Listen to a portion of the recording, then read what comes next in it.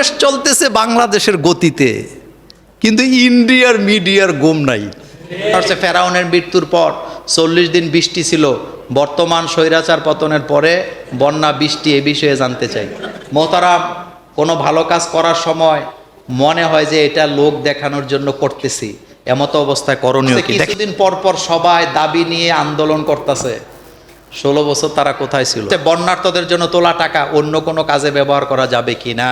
বাংলাদেশ চলতেছে বাংলাদেশের গতিতে, কিন্তু ইন্ডিয়ার মিডিয়ার গুম নাই। আচ্ছা চিন্তা করেন তো, বাংলাদেশ কি ইন্ডিয়ার তাবেদার? আমরা কি তাদের গোলাম? কষ্টের জায়গার কথাটা বলি, দেখেন গতকালকে একটা রিপোর্ট করছে ভারতের এক প্রভাবশালী মিডিয়া, কি ডক্টর ইউনূস এখন চরম নরম হয়ে গেছে, কারণ তার উপরে এখন মৌলবাদীরা চাপ দিচ্ছে ইসলামী রাষ্ট্র গঠন করার জন্য। আচ্ছা আপনাদের কাছে জানতে চাই, আমরা হুজুরেরা কি ডক্টর ইউনূসকে এই কথা বলছি যে আপনি ইসলামী রাষ্ট্র কায়েম করেন? না, কথা বলেন না কেন? এই যে আন্দোলন হয়েছে, মাদ্রাসার ছেলেরা মারা যায় নাই? হ্যাঁ, এতিমখানার বাচ্চা মারা যায় নাই? হেফজখানার ছাত্র মারা যায় নাই? কাউমি মাদ্রাসার ছাত্র মারা যায় নাই? আমরা কি একবারও বলছি?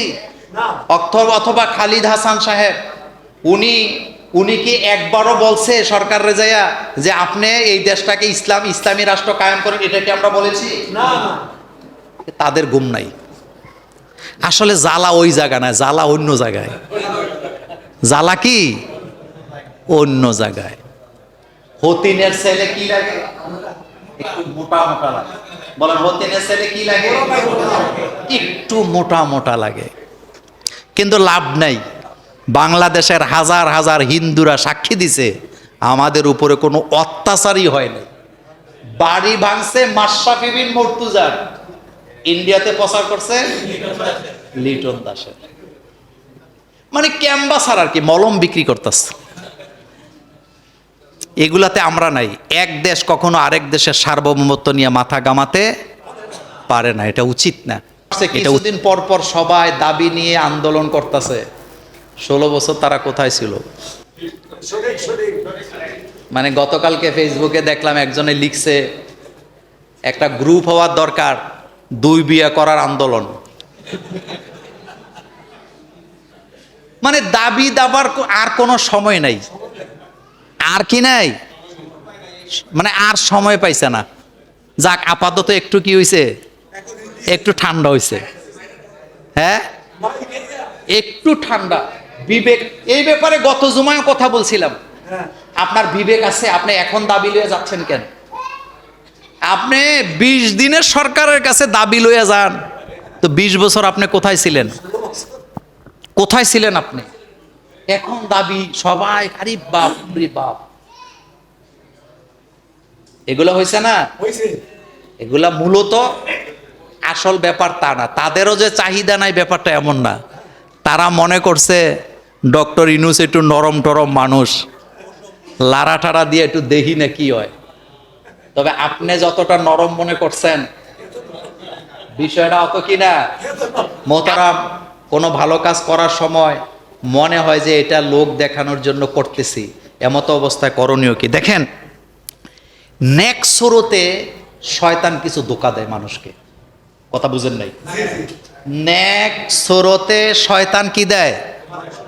ধোঁকা দেয়। যেমন আপনি নামাজ পড়তেছেন, আপনি কিন্তু আত্তাহিয়াতু পড়ছেন, কিন্তু শয়তান এসে আপনারা ধোঁকা কয় না তুই ফরজ নাই, আপনি আবার পড়ছেন। একটু পরে কয় তুই তো দুরূদ শরীফ পড়ছ নাই। কথাকে বুঝতেছেন? এগুলো হলো নেক সুরতে ধোঁকা। এটাকে বলা হয় সাক্ষী মেজাজের মানুষ। আপনি বাথরুমে গেছেন, এখন তো ট্যাপ ইউজ করেন, আগে কি করতেন? বদনা। তা আপনি 1 বদনা পানি নিয়েই তো গেছেন বাথরুমে, এখন আপনি 1 বদনা পানি খরচও করছেন, কিন্তু শয়তান এসে আপনার ধোঁকা দিতেছে কি তোর পানি খরচ হয় নাই, অথচ খরচ করছেন পুরা 1 বদনা। এখন আপনি বাধ্য হইয়া বাইর হয়ে আবার পুকুরে গেছেন, টিবলে যে আবার আরেক বদনা পানি নিয়ে আবার বাথরুমে ঢুকছেন, আবার 1 বদনা শেষ করছেন, কিন্তু শয়তান কি বসে আছে নাকি? শয়তান এসে কি হয় নাই, আবার যা।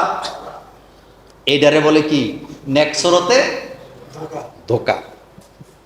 আপনি মসজিদে আসছেন নামাজ পড়তে, তো লোক তো আপনাকে দেখবে আপনি নামাজ পড়তে আইছেন। কয় তুই কি মানুষের দেহানের লেগে যাবে না, ঘরে যায় নামাজ পড়, লুকায় লুকায় পড়। তুই মানুষের দেহাইয়া সেজদা দিবি, লুকায় লুকায় দে। এগুলো হলো কি নেক্সরতে ধোকা। আচ্ছা আপনারা বলেন, কোরআনে কি আল্লাহ শুধু লুকায়া দান করতে বলছে না প্রকাশ্যেও করতে বলছে? আল্লাযীনা ইউনফিকুনা আমওয়ালাহুম বিল লাইলে ওয়ান নাহারে সিররাও ওয়া আলানিয়া। আল্লাহ পাক বলতেছে তোমরা দান করো দিনে রাতে, প্রকাশ্যে গোপনে। দিনের কথা আছে না নাই? রাতের কথা আছে না নাই? প্রকাশ্যের কথা আছে না নাই? গোপনের কথা আছে না নাই? তা আপনার এটা ব্রেনে আসছে, আমি বলবো এটা শয়তান আপনাকে নেক্সরতে কি দিছে, ধোঁকা দিতেছে। আপনি সতর্ক হবেন এবং আপনি খুব মজবুত থাকবেন। আপনি এই জায়গায় অটল থাকবেন যে না, লোক দেখানো হোক যাই হোক, আমার দ্বারা আমি দান করলে আরেকজনে দেখলে উৎসাহ পাবে, আমিও সেভাবে দান করতে চাই। আলহামদুলিল্লাহ, এটা হবে আপনার জন্য এখন করণীয় কাজ। সুতরাং আপনার মন এটা বলুক। মন বললে আপনি বলবেন তুই শয়তান, তোরটা নিমুনা, বরং আমি দিলে আরেকজন দেখবে, আরেকজনও কি দিবে। আচ্ছা বাংলাদেশে যে বন্যার্থদের জন্য এখন ত্রাণ দিতেছে, দেখাই তো মানুষ নামছে নাকি? যখন দেশে একদল নামছে, আবার আরেক দল নামছে। আহমদুল্লাহ সাহেব যখন নামছে, এখন আবার আরেক গ্রুপও কি নামছে। আলহামদুলিল্লাহ, এটা ভালো কাজ। সুতরাং দেখে দেখে ইবাদত করার মধ্যে দোষের কিছু নাই। তবে কখনো যদি এই ধরনের ওয়াসওয়াসা আসে, তাইলে বুঝতে হবে এটা কি সুরতে ধোঁকা। নেক্সট সুরতে হচ্ছে ফেরাউনের মৃত্যুর পর 40 দিন বৃষ্টি ছিল। বর্তমান স্বৈরাচার পতনের পরে বন্যা বৃষ্টি, এ বিষয়ে জানতে চাই।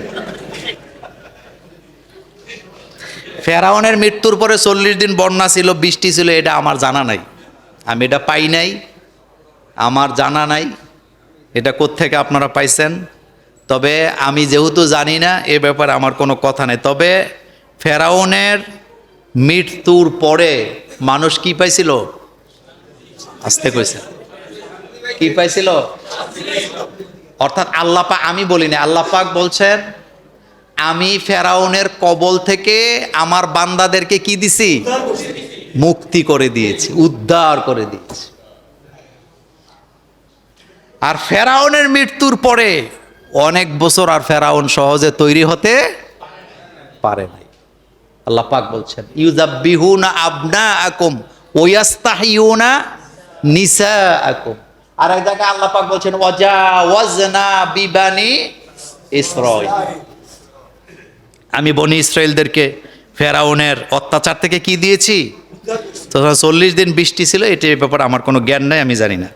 বন্যার্থদের জন্য তোলা টাকা অন্য কোনো কাজে ব্যবহার করা যাবে কি না? অবশ্যই যাবে না। কথাটা শুনেন, দাতা যদি খাত নির্ধারণ করে দান করে, ওই খাতের টাকা অন্য কোনো খাতে নেওয়ার কোনো সুযোগ নাই। দেখেন কয়েকদিন আপনারা অনেকে খুব দিছেন, কয় মসজিদের টাকা এটা এখন বন্যার্থদের জন্য দিয়ে দেন। না, দেওয়া যাবে না। নির্দিষ্ট করে দাতা যদি দান করে, ওই টাকা অন্য খাতে নেওয়ার কোনো সুযোগ নাই।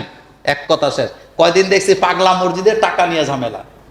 অনেকে আবার খুব মানবতা, না বুঝলে আপনি তো ফতুয়া দিবেন। যে ব্যক্তি টাকা দান করছেন তিনি দিছেন মসজিদে, আপনি এটা মাদ্রাসায় লাগাতে পারবেন না, আপনি এটা অন্য কোনো খাতে নেওয়ার কোনো সুযোগ নাই, কারণ সে দাতা নির্ধারণ করে দিছে এটা আমি মসজিদে দিছি। আবার বন্যার্থদের টাকা দিয়ে পিকনিক খেলা যাবে না।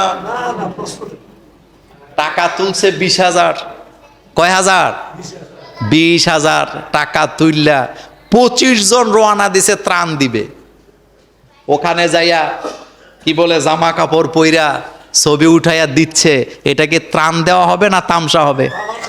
আচ্ছা এটা কি ধরনের তামসা জানি না। আমি একটা ফেসবুকে একটা ছবি আমারে কে দিছে, এক ভদ্রলোকের 2টা হাত নাই। হাত না, এটা হলো আল্লাহ তাকে এভাবেই দিছে, আমরা দোয়া করি আল্লাহ যেন তাকে এর চেয়ে বেশি কল্যাণ দেয়। কিন্তু সমস্যাটা কি হয়েছে, তার 2টা হাত নাই, সে একটা লাইফ জ্যাকেট পইরা, কি পইরা মানুষ উদ্ধার করতে রওনা দিছে। মাথা ঠিক আছে? এটা কি তামসা হইল না? আমি যারা যুবক আছে, যুবকদের প্রতি অনুরোধ করি, বন্যার পানিতে পিকনিক খেলার জায়গা না।